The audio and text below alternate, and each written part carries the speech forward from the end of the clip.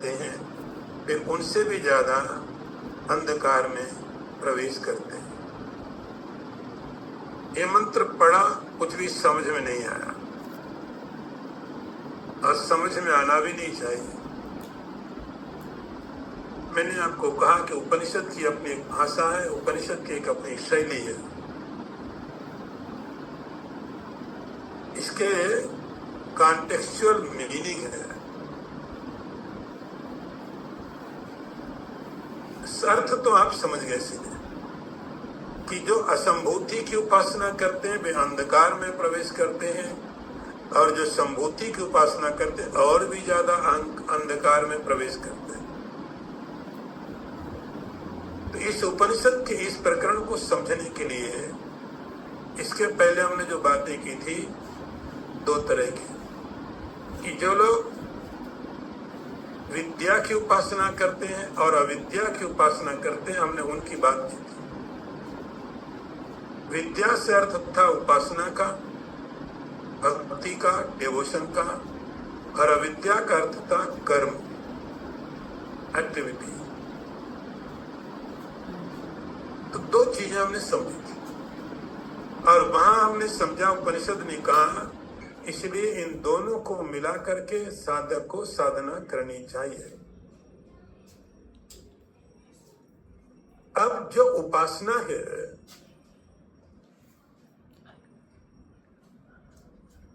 उसमें जो उपासना का जिसकी उपासना भक्ति, यदि मैं थोड़े लोग यदि व्यवहार में बात करना चाहेंगे तो हम समझेंगे भक्ति। तो अभी तक हम बात कर रहे थे भक्ति की और कर्म की। अब हम बात कर रहे हैं विषय है जिसकी भक्ति की जाए। तो जिसकी भक्ति की जाए वह भी दो तरह का है। जिसकी उपासना की जाए या जिसकी भक्ति की जाए, वह जो विषय उसका है वह भी दो प्रकार का है। वो जो विषय है जिसकी भक्ति, जैसे आप बैठ के ध्यान करने लगे, आपने किसी का ध्यान किया, कोई देवता हो सकता है, कोई मूर्ति हो सकती है, जो भी आप अपने मन में एक इमेज बनाते हो वो आपका ध्येय बोलते हैं। जिसका आप ध्यान कर रहे हो, जिसकी पूजा कर रहे हो, वो ध्येय। तो वो जो ध्येय है जिसकी पूजा की जा रही है वह दो तरह का हो सकता है, उसके दो प्रकार हो सकते हैं। ये बहुत लोक व्यवहार में यदि मैं बात करने जाऊं तो आप ऐसे कह सकते हो कि जिसकी पूजा कर रहे हो एक सगुण साकार है, एक निर्गुण निराकार, दो तरह की चीजें। जब आप ध्यान करने जाते हो तो उसमें एक तो सगुण साकार का ध्यान होता है और एक निर्गुण निराकार का ध्यान करने की कोशिश करते हो। सगुण साकार क्या होता है कि जैसे भगवान का, आपने बोले गौरम करना बता रहा हूं, भगवान का ऐसा रूप है, हाथ में चक्र ऐसा रूप है, भगवान सूर्य कैसा है, गणपति कैसा है। तो ये जो भगवान का गुण के साथ, सगुण का मतलब है भगवान का कोई भी रूप, भगवान की कोई भी मूर्ति जो गुण के साथ, गुण का मतलब है जिसका आप वर्णन कर सके, जिसको आप सुन सके। कि जब मैं भगवान विष्णु का वर्णन करूंगा तो कैसे वर्णन करूंगा? मैं बोलूंगा भगवान के हाथ में शंख है, चक्र है, गदा है, नील वर्ण है, वैकुंठ में भगवान आराम कर रहे हैं, लक्ष्मी देवी वहां बैठी हुई है, जय विजय उनके पास है, वैकुंठ ऐसा है। तो ये जो सब चीजें हैं ये गुण है, ये सब क्वालिटी है। तो हम भगवान का ध्यान करेंगे, ऐसे भगवान का ध्यान करेंगे जिसके अंदर में गुण है। इसी क्रम में आपके अवतार सब आ जाएंगे। भगवान कृष्ण ऐसे हैं, भगवान राम ऐसे हैं, भगवान ने ये लीलाएं की है। तो जब आप एक सगुण की पूजा करते हैं,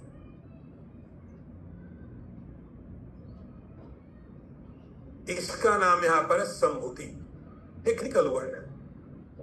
संभूति का अर्थ जो हुआ, जो हुआ उसको संभूति बोलते हैं। कि भगवान विष्णु आपके सामने से प्रकट हुए, हाथ में गदा पद्म लेकर के प्रकट हो गए। ऐसे भगवान राम प्रकट हो, जो पहले नहीं था वो होता, उसको बोलते संभूति। तो वो संभूति आपकी इच्छा पर है। आप या तो जो पहले से कुछ चीजें निश्चित की गई हैं आप उसके हिसाब से ध्यान किए, या आप अपने आप अपनी इच्छा से भी भगवान की मूर्ति को बना सकते हो। संभूति वो आपकी पूजा करने का विधान है, पूजा करने का तरीका। इन मंत्रों को समझना बड़ा मुश्किल है और बड़ा कठिन है। तो आप उस भगवान की मूर्ति का आप अपनी तरफ से बना सकते हो, ध्यान करने के लिए कोई गुण उसमें लगा सकते हो, उसको बोलते संभूति।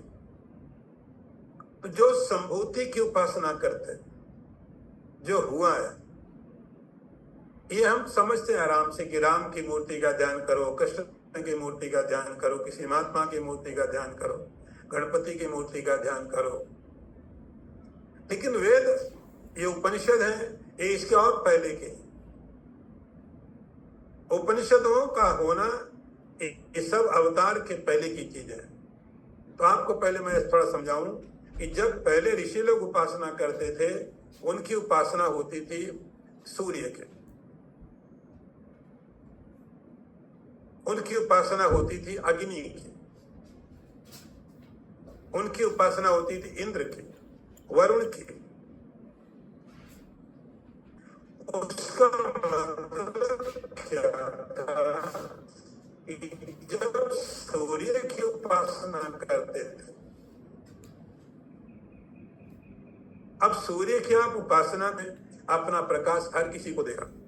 सूर्य अपना प्रकाश हर किसी को देगा, चाहे कोई सूर्य की उपासना करे या कि नहीं करे, बिना किसी भेदभाव के सूर्य सबको प्रकाश देगा, सबको। अग्नि भी इससे करे, तो जो अग्नि की पूजा करेगा अग्नि उनको भी प्रकाश देगी, और जो नहीं करेगा तो भी प्रकाश देगी। तो हमारे जो ऋषि लोग थे, जो उनका जो भक्ति थी उनकी, वो इस लेवल पर थी, सर्वे भवन्तु सुखिनः सर्वे सन्तु निरामया सर्वे भद्राणि पश्यन्तु, सभी सुखी हो। मैं अकेला सुखी बैठा रहूं अपने महल में और बाहर लोग दुखी रोते रहें, ये मेरा सुख किसी काम का नहीं है। जहां हजारों लोग दुखी होकर रोए, हजारों लोग भूख से तड़प रहे हों, और एक आदमी जिसके पास भोजन ज्यादा हो, सुख बहुत हो, वो सुख ऋषि लोग स्वीकार नहीं करते थे। तो उनका जो सोचना था, उनकी जो भक्ति थी, सर्वे संतु निरामया, सभी सुखी हो, सभी मंगल में हो, सभी आनंद में रहे, ऐसा उनका सोचना। इसलिए सूर्य प्रकाश देगा, सबको देगा, लेकिन हम सूर्य की उपासना करें। हम अग्नि की उपासना करेंगे, अग्नि सबको प्रकाश देगी।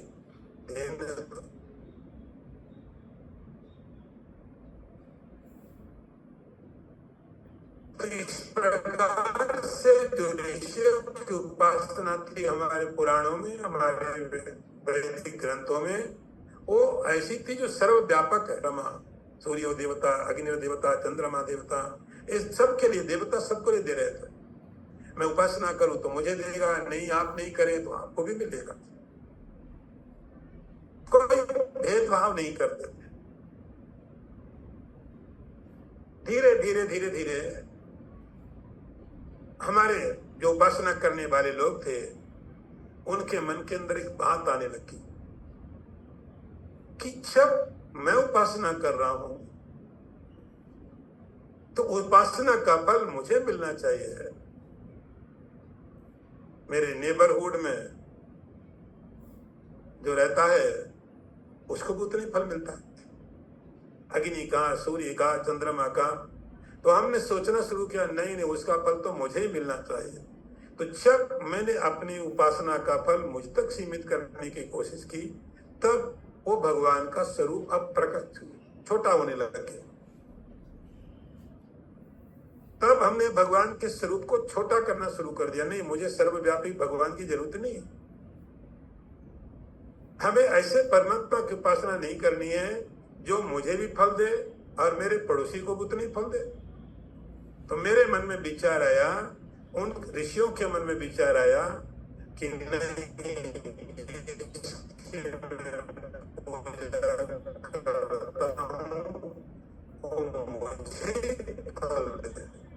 हमारे मन में होने लगा ऐसा भगवान चाहिए जिसकी मैं पूजा करूं, वो मेरी रक्षा करे और जो मुझे दुखी करने वाला उसका विनाश करे। तब भगवान को अवतार लेना पड़ा था। उस समय भगवान ने अवतार लेना शुरू किया और इस बात की घोषणा आप गीता में सुनते हो। भगवान कहते हैं परित्राणाय साधूनाम विनाशाय च दुष्कृताम धर्म संस्थापनार्थाय संभवामि युगे युगे। अब ये जो भगवान का प्राकट्य रूप है, ये ऐसी प्रतिज्ञा करेगा कि जो धर्म के ऊपर चलने वाले उनकी तो मैं रक्षा करूंगा और जो अधर्म के ऊपर जाने वाले उनका विनाश करूंगा। अब ये भगवान का स्वरूप लिमिटेड हो गया, सीमित हो गया। कुछ समय के लिए भगवान ने अवतार लिया, इतने समय लीलाएं की और भगवान चले गए। इसको बोलेंगे संभूति। कि जो लिमिटेड मैंने कर लिया, मैंने बनाया, ऐसा भगवान चाहिए जो मेरी रक्षा करे। मैंने अच्छे कर्म किए, उसका फल मुझे मिलना चाहिए, मेरे पड़ोस में रहने वाले को क्यों मिलना चाहिए। तो उस भगवान की पूजा करूंगा। तब हमने भगवान को इस तरह से इमेज किया, भगवान को इस तरह की इमेज दी हमने, ऐसा भगवान चाहिए। तब भगवान नारायण है, हाथ में सुदर्शन चक्र भी है, कमल का फूल भी है। हाथ में सुदर्शन चक्र इसलिए है कि जो लोग अधर्म में जाएंगे वो सुदर्शन चक्र उनका वध करेगा। हाथ में कमल का फूल है इसलिए कि जो लोग धर्म के रास्ते में उनको आनंद प्रदान करेगा। तो ये भगवान सबके लिए एक जैसा नहीं हो सकती। भगवान शिव या कोई भी, जो भी भगवान आप मानते हो, जो भी आप समझते हो, तो हम ये समझते हैं कि भगवान लिमिटेड है, भगवान सीमित है और भगवान हमारे कर्मों का फल, हमें अच्छे कर्मों का फल देगा, दूसरे को उसके कर्म का दंड देगा। तो जब इस प्रकार धीरे धीरे मन के अंदर में विचार आने लगे, हमको ऐसा भगवान चाहिए, उनकी पूजा शुरू हो गई। वेद के समय से ही पुराणों में अवतारवाद आ गया, पुराणों में भगवान के स्वरूप आ गए और भगवान उस प्रकार से करने, तो उनकी हम उपासना करने लगे। अब यह भगवान सबके लिए एक बराबर नहीं हो सकता। हमको ऐसा भगवान चाहिए नहीं जो सबके लिए बराबर। आपको भगवान चाहिए जो हमारे लिए अलग काम करे, कि हमने पूजा की है, प्रार्थना की है और हमारे जो शत्रु है उसके खिलाफ बिना, भगवान को हमने लिमिटेड कर दिया, भगवान को सीमित कर दिया। और जैसे मैंने आपको एग्जांपल दिया कि सूर्य भगवान की आप पूजा कर रहे हैं, आज सूर्य भगवान सबके लिए बराबर पर करेगा। सूर्य भगवान किसी के लिए कम करे, किसी के लिए ज्यादा करे, ऐसा भगवान सूर्य नहीं करता है। सूर्य भगवान सबको एक जैसे करेगा। सूर्य क्या कोई भेदभाव नहीं है, अग्नि क्या कोई भेदभाव नहीं है, उनके लिए सब एक जैसा है।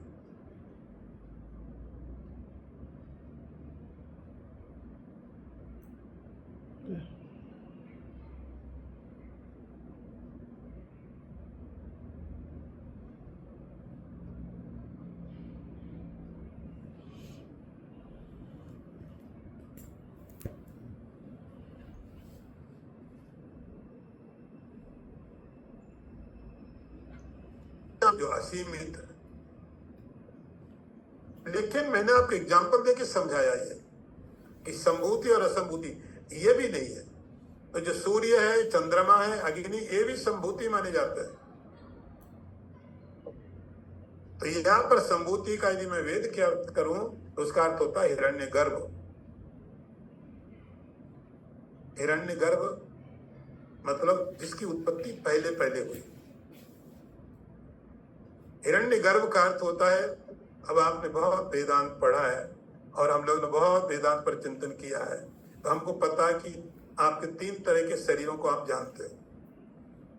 एक तो ये शरीर है जिसको आप स्थूल शरीर बोलते हो, एक इसके अंदर में सूक्ष्म शरीर है और एक कारण शरीर है।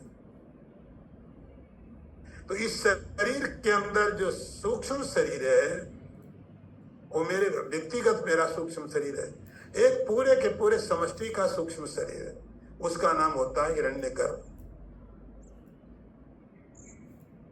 उसका नाम, तो जैसे मेरे शरीर के अंदर एक और जो सूक्ष्म शरीर है उसको हम बोलते हैं सूक्ष्म शरीर, लेकिन पूरे के पूरे ब्रह्मांड के अंदर एक सूक्ष्म शरीर है, उसका नाम होता है हिरण्यगर्भ। तो यहाँ हिरण्यगर्भ है संभूति। थोड़ा और एक्सप्लेन करूं मैं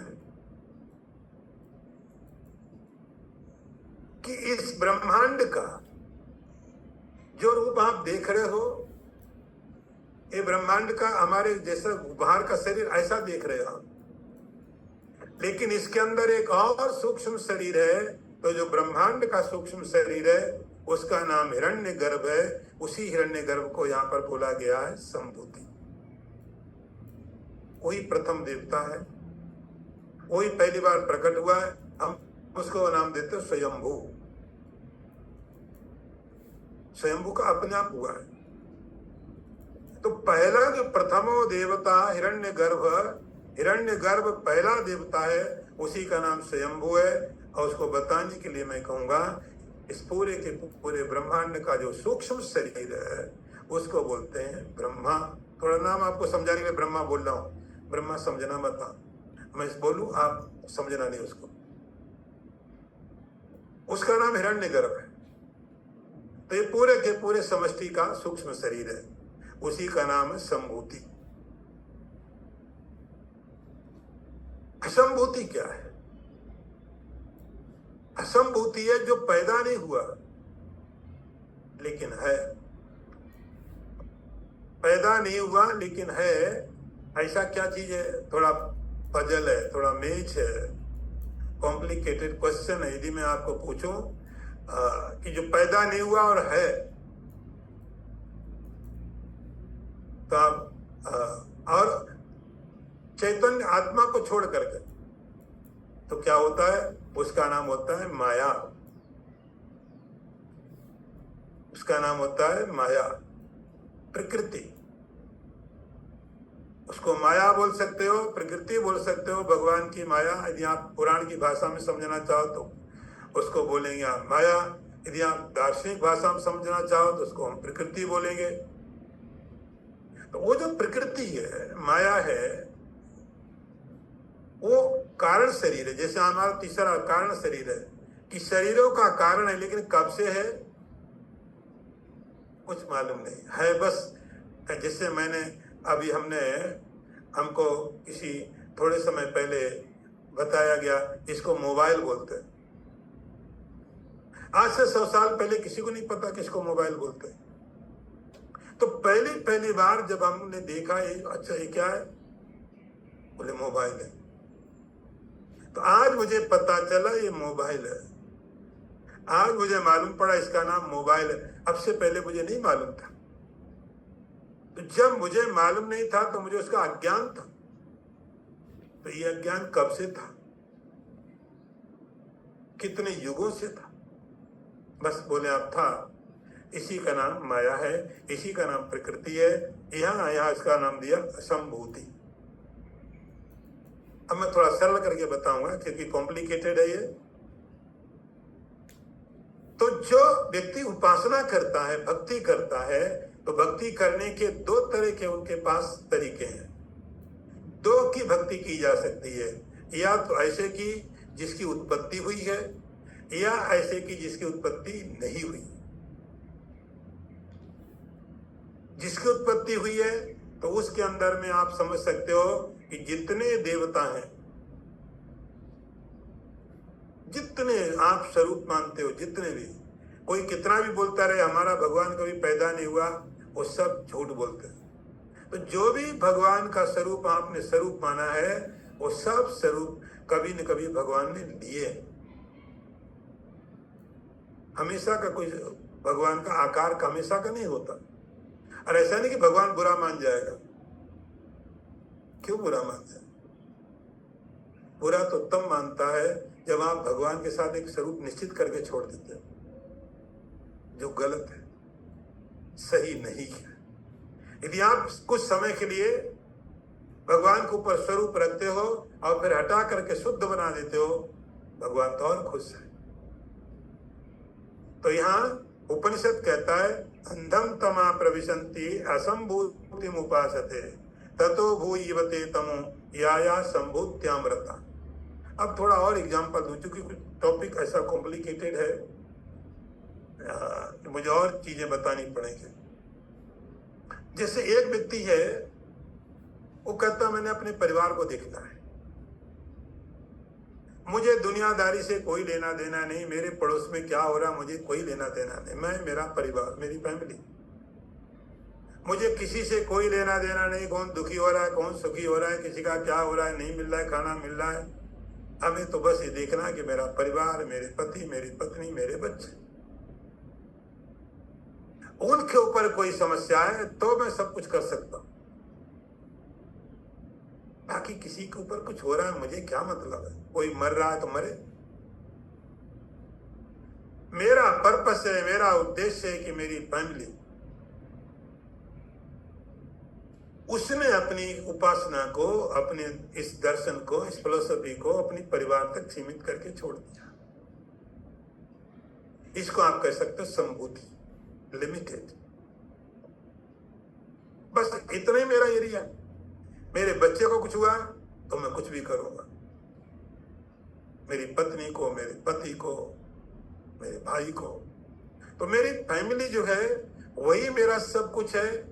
बस इसके लिए मैं संसार से लड़ जाऊंगा, कुछ भी करूंगा, जो भी होगा, पाप करूंगा, पुण्य करूंगा, मुझे कोई फर्क नहीं पड़ता कि क्या होता है, लेकिन मेरे लिए मेरी फैमिली मेरी प्रायोरिटी। ये संभूति की उपासना। असंभूति की उपासना आपको मैं समझाऊं एग्जाम्पल दे करके। दूसरे वे लोग होंगे कहते नहीं मुझे तो देश का कल्याण करना है, देश के लिए मरना पड़े तो मर जाएंगे। दो तरह के विचार है, दो तरह की फिलोसफी है। एक कहता है कि मुझे परिवार चलता है, लेकिन मैं परिवार तक सीमित नहीं हूं, मुझे बहुत काम करने, सोसाइटी के लिए काम करने, मुझे फैमिली के लिए करना है। लेकिन मेरी प्रायोरिटी क्या है? मैं लोक कल्याण करना चाहता हूं, मैं समाज के लिए कुछ करना चाहता हूं, मैं देश के लिए कुछ करना चाहता हूं। उस देश के लिए, समाज के लिए करने की प्रक्रिया में यदि फैमिली सफर करती है तो उनको करने दो। मेरा पर्पस है बहुत बड़ा, तो हम उसको बड़ा। आप कभी देखते हो कि किसी व्यक्ति को किसी फैमिली की सेवा करने के लिए ऑस्कर दिया गया हो कि तुमने बड़ा अच्छा काम किया फैमिली के लिए? हम ऑस्कर उसके लिए देते हैं जो कोई सोसाइटी के लिए काम कर रहा है, समाज के लिए कर रहा है, देश के लिए कर रहा है। कोई जाकर के मर गया युद्ध में, हम उसको पुरस्कार देते हैं। किस लिए मरा? देश के लिए मरा। अब कोई अपनी फैमिली के लिए मर जाए तो पुरस्कार देते हैं। तो कुछ लोग ऐसे हैं जो कहते हैं कि मैं, हमारी प्रायोरिटी, हमारा सब कुछ यही है, यही हमारा संसार, मेरी फैमिली इज माय वर्ल्ड, बस खत्म।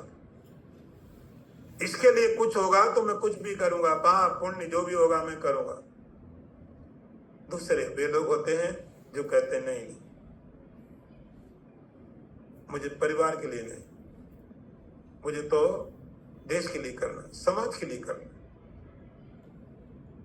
बहुत बड़े संत हुए, आप सबने नाम सुना,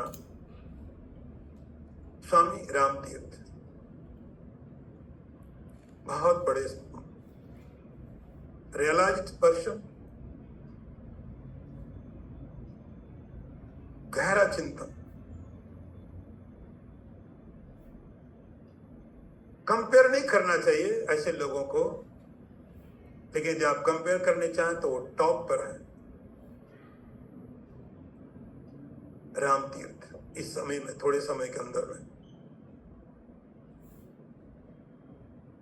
एक बार और उनकी सेवा में एक उस समय का बहुत बड़ा जर्नलिस्ट था, उसका नाम था सरदार पूर्ण सिंह।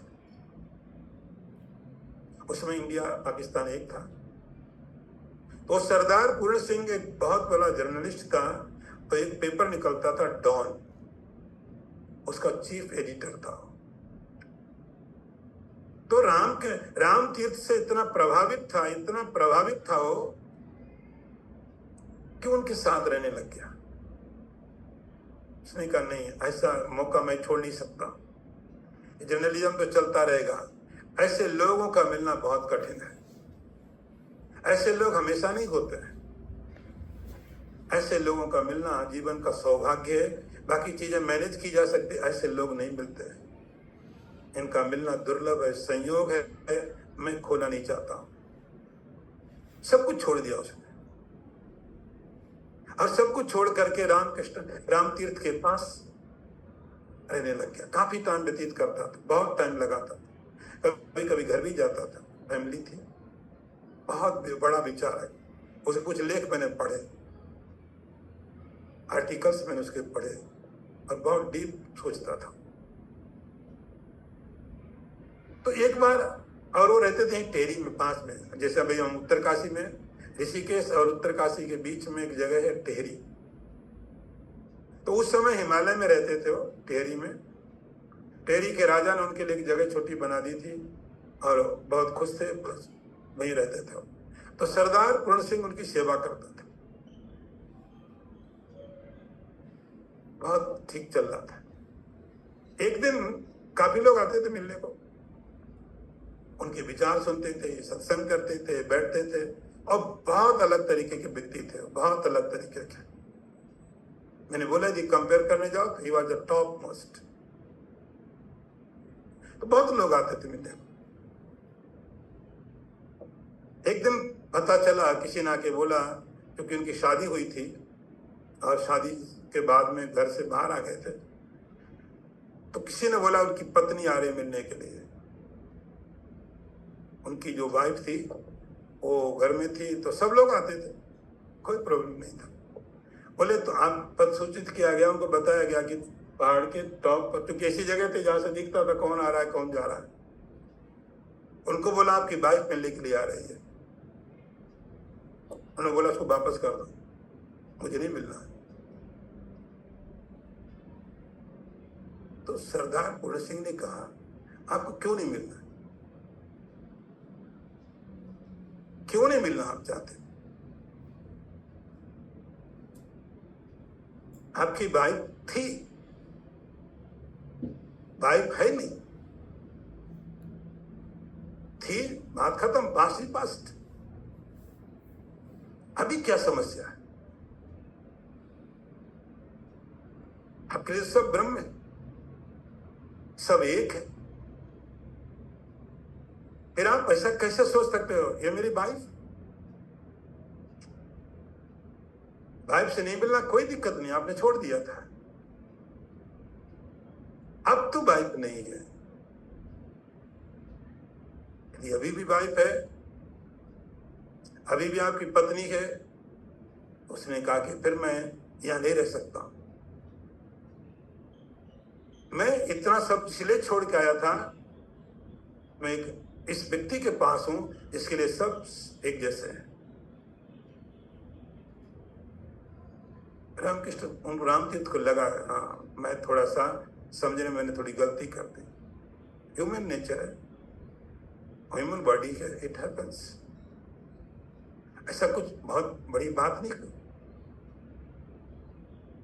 तो सरदार पूर्ण सिंह ने बोला कि समस्या कहां है? आपके लिए पूरा संसार जब आप सबको अलाउ करते हो आने के लिए, इसको क्यों नहीं? यदि किसी को मत आने दो, ये भेदभाव किस लिए है?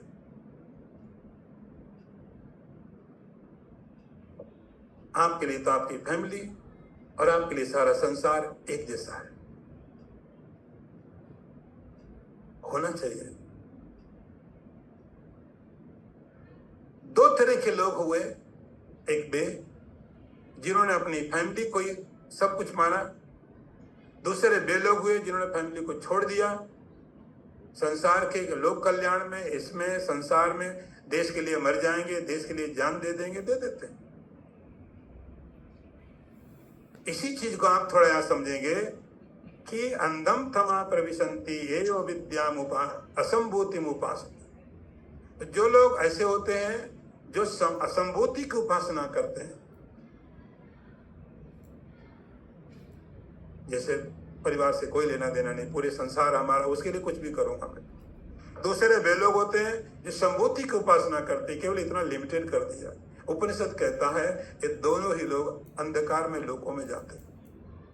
ये दोनों ही लोग, एक दिन में पता नहीं कहीं टीवी का कोई डिबेट देख रहा था, देखता नहीं हूं लेकिन कई बार दिखाई पड़ जाते हैं, इस तरह से लोग इसको मिस इंटरप्रेट कर रहे थे, इस तरह से बिना पढ़े मिसयूज कर रहे थे। दोनों ही ऐसे लोग होते हैं जो एक लिमिटेड है या कि लिमिट्स के बाहर निकल गए। ये दोनों ही अपनी उपासना के भक्ति के कारण सुखी नहीं होते हैं और अंधकार में लोकों में जाते हैं, और भी अंधकार लोकों में जाते हैं। आगे मंत्र देखिए, अन्न देवाहु संभवात अन्य दाहुर संभवात इति सुश्रुम धीराणाम एनस्तद्विच चक्षुर। एक बार मैं फिर मंत्र का उच्चारण करता हूं। अन्य देवाहु संभवात अन्य दाहुर संभवात इति सुश्रुम धीराणाम एनस्तद्विच चक्षुर। अर्थ देखो, आगे उपनिषद कहता है कि संभूति की उपासना का फल अलग होता है, असंभूति की उपासना का फल होता है। ऐसा मैं नहीं कह रहा हूं, मैंने ऐसा धीर लोगों से सुना और जिन्होंने मुझे अच्छी तरह से इसके बारे में बताया। टॉपिक वही चल रहा है, संभूति और असंभूति। दोनों उपासनाओं का अलग अलग फल है। हम समझते भक्ति करो एक ही फल है, उपनिषद कहता नहीं। आप यदि संभूति की उपासना करोगे तो इसके फल अलग आएंगे, इसके परिणाम अलग आएंगे। असंभूति करो तो उसके फल अलग आएंगे। लेकिन एक बात पक्की है, जाना तो अंधकार में लोगों ने, और मैंने आपको बोला है अंधकार में लोग का मतलब ऐसे शरीर, पशुओं के, पक्षियों के, जहां अंधकार है, अज्ञान है, कोई फ्रीडम नहीं है, कोई स्वतंत्रता नहीं है, कुछ भी नहीं।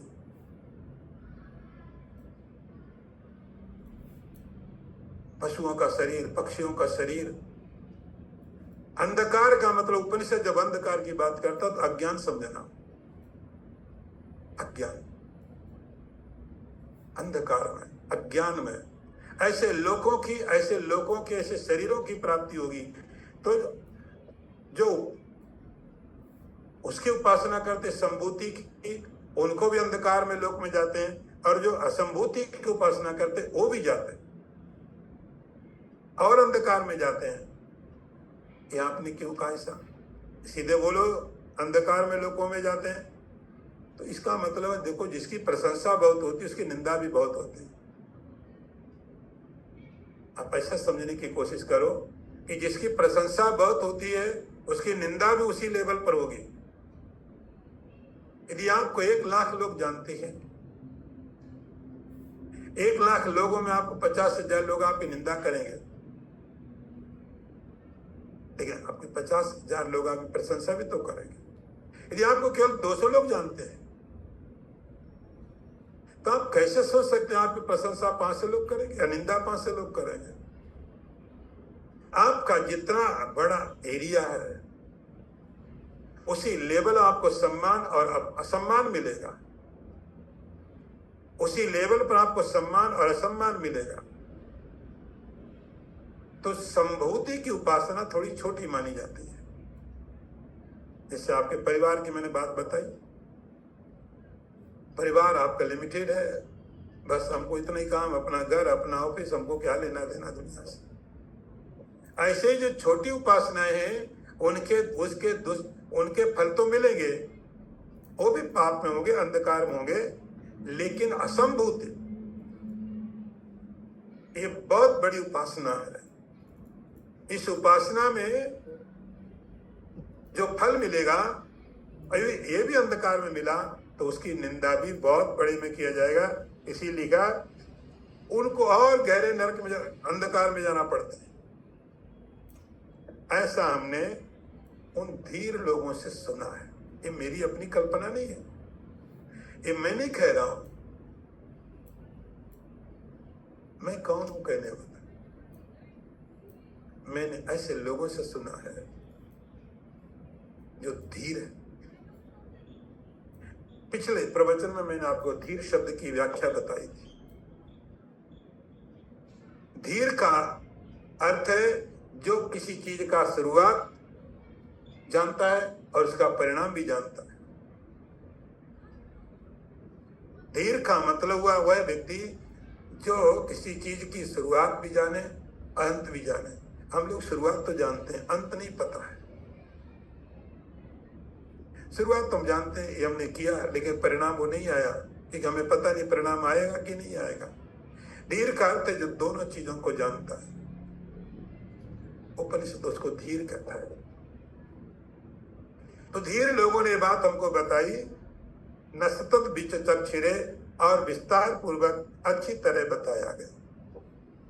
और आगे का मंत्र देखिए, संभूतिम च विनाशम च यस्तद्वेद उभयम सह विनाशेन मृत्युम तीर्त्वा संभूत्या अमृतम अश्नुत। मैं एक बार फिर पढ़ता हूं, संभूतिम च विनाशम च यस्तद्वेद उभयम सह विनाशेन मृत्युम तीर्त्वा संभूत्या अमृतम अश्नुत।